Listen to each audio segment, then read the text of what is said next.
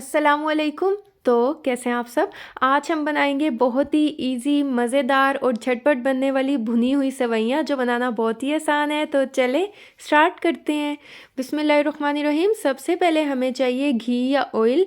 Half cup के बराबर हमें ऑयल या घी चाहिए। मैं यहाँ पर ऑयल का यूज़ कर रही हूँ। और इसके बाद हम इसमें ऐड कर देंगे एक पैकेट जो है मैं सेवइयों का ऐड कर दूंगी। और इसके बाद जो है हम इसे अच्छा सा मिक्स करते जाएंगे। और हमने इसे लो फ्लेम पे ही तब तक कुक करना है जब तक कि इसका कलर ना चेंज हो जाए। और यकीन करें ये बहुत ही मज़ेदार बनती है। और मैं बारीक सेवइयाँ यूज़ कर रही हूँ। और ये देखें इसका कलर माशाल्लाह चेंज हो चुका है। अब हम क्या करेंगे, हम इसमें ऐड कर देंगे दूध। मैं इसमें दूध ऐड कर रही हूँ 1 कप। आप चाहें तो आप इसमें पानी भी 1 कप ऐड कर सकते हैं।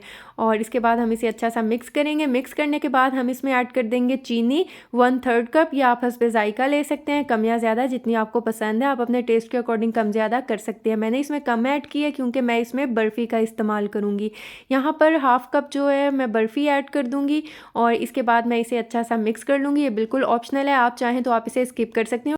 अब हम इसे अच्छा सा मिक्स कर लेंगे। मिक्स करने के बाद यहाँ पर इलायची है, मैंने 2 इलायची क्रश करके इसमें ऐड कर दी थी। अब हम इसे अच्छा सा मिक्स करेंगे और कवर करके हम इसे लो फ्लेम पे कुक करेंगे तकरीबन 6 से 8 मिनट के लिए। और ये देखें 6 से 8 मिनट हो चुके हैं और माशाल्लाह अल्हम्दुलिल्लाह बहुत ज़बरदस्ती हो चुकी है। हम इसे एक बार मिक्स कर लेंगे और फ्लेम को ऑफ़ कर देंगे।